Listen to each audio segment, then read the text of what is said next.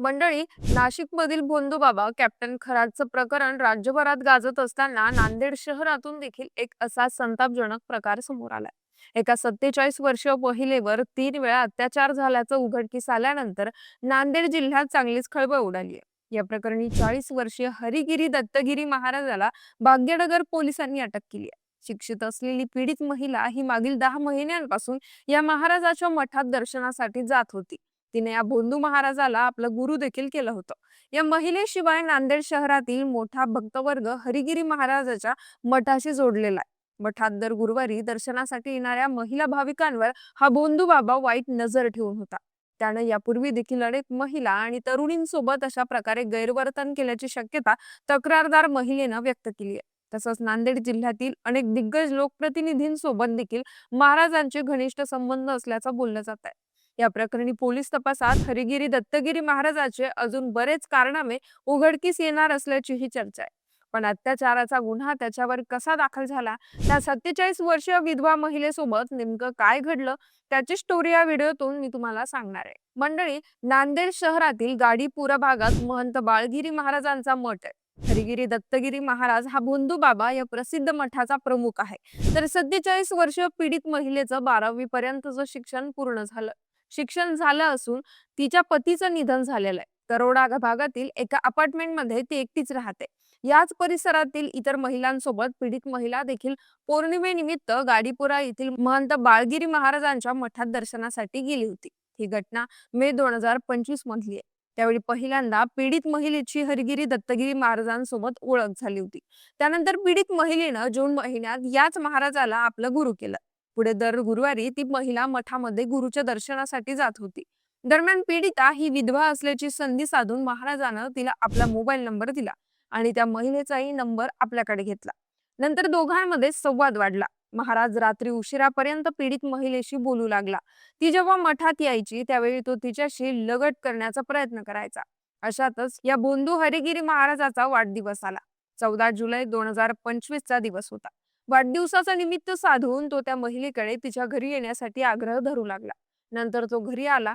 आता आपल्या गुरु महाराजच आपल्या घरी आल्यानंतर त्या महिलेनं त्याचं स्वागत केलं. एक शिष्या म्हणून त्याची पाद्यपूजा देखील केली.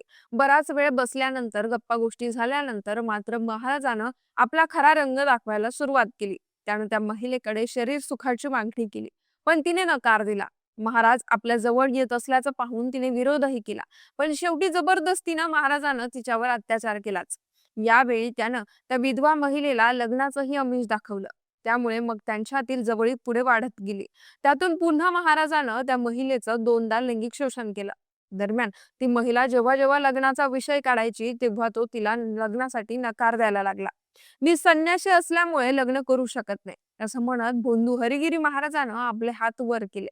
तसंच पीडित महिलेला पैसे देऊन हे प्रकरण मिटवून टाकायला सांगू लागला. यासाठी तो तिला धमक्याही देऊ लागला. त्याच्या मठातील त्याची मोठी शिष्य मंडळी आणि त्याची स्वतःची प्रतिमा या आधारावर तो त्या महिलेवर दबाव टाकू लागला. शेवटी ती महिला भोंदू बाबाच्या या छळाला कंटाळून गेली होती. धाडस करून पोलिसात तक्रार दाखल करणं हा एकमेव पर्याय तिच्या समोर होता. त्यामुळे तिनं थेट भाग्यनगर पोलीस ठाणे गाठलं आणि आपली सविस्तर तक्रार त्या ठिकाणी नोंदवली. त्यानंतर शनिवारी 21 मार्चच्या रात्री भाग्यनगर पोलिसांनी हरिगिरी दत्तगिरी महाराजाला ताब्यात घेतलं. दुसऱ्या दिवशी त्याला न्यायालयात हजर केल्यानंतर न्यायालयानं त्याला पोलीस कोठडी सुनावली. या संदर्भात अधिकृत माहिती देताना पोलीस निरीक्षक संतोष तांबे यांनी सांगितलं की एक 47 वर्षीय महिला जी इतवारा भागातील एका मठामध्ये दर्शनासाठी जात होती, त्या ठिकाणी तिच्यासोबत एका 40 वर्ष महाराजांना संपर्क तयार केला. तुझ्याशी लग्न करतो असं म्हणून त्यानं तिच्या घरी जाऊन 1 वेळा आणि नंतर 2 वेळा असा 3 वेळा लैंगिक अत्याचार केला आहे. त्यामुळे सदर महिलेनं भाग्यनगर पोलीस ठाण्यात आपली तक्रार दाखल केली होती. त्यानुसार भारतीय न्याय संहिता कायद्यातील कलम 69, कलम 351, उपकलम 2 याप्रमाणे गुन्हा दाखल करण्यात आल्याची माहिती पी.आय. संतोष तांबे यांनी दिली आहे. तसंच त्यांच्या मार्गदर्शनाखाली या प्रकरणाचा तपास महिला सहाय्यक पोलीस निरीक्षक अनुसया केंद्र यास करत असून त्यांच्या वतीनं इतर महिलांनाही तक्रारीसाठी आवाहन करण्यात आलं. कारण तक्रारदार महिलेनं आपल्या तक्रारीत असा आरोप केलाय की मठात दर गुरुवारी दर्शनासाठी येणाऱ्या इतर महिला भाविकांवर देखील हा भोंदू बाबा वाईट नजर ठेवायचा. त्याने यापूर्वी देखील अनेक महिला आणि तरुणींसोबत अशाच प्रकारे गैरवर्तन केल्याची शक्यता आहे. त्यामुळे या प्रकरणात भोंदू हरिगिरी महाराजावर आणखी गुन्हे दाखल होतात का ते पाहणं महत्वाचं असेल. बाकी माध्यमांनी दिलेल्या काही बातम्यांनुसार या भोंदू बाबाचे जिल्ह्यातील अनेक दिग्गज लोकप्रतिनिधींसोबत जवळचे संबंध असल्याचं सांगितलं जात आहे. महाराजांच्या अनेक नेत्यांसोबत उठबस असल्याची चर्चा आहे. त्यामुळे या राजकीय ओळखीचा वापर करून तो आपले काळे कारनामे लपवत होता का, असा देखील प्रश्न उपस्थित केला जातोय. मंडळी, मागील काही वर्षांपासून महाराष्ट्रात अशा भोंदू बाबांचा सुळसुळाट झाल्याचं पाहायला मिळत आहे. महाराष्ट्रात अंधश्रद्धा आणि भोंदूगिरी विरुद्ध जादूटोणा कायदा लागू होऊन आता 13 वर्ष होऊन गेलीत. पण तरीही भोंदूगिरी काय कमी होत नाहीये, ती वाढतच चालली आहे. एका बातमीनुसार महाराष्ट्रात मागील 13 वर्षात 2000हून अधिक भोंदू बाबा आणि मांत्रिकांवर गुन्हे दाखल करण्यात आलेत.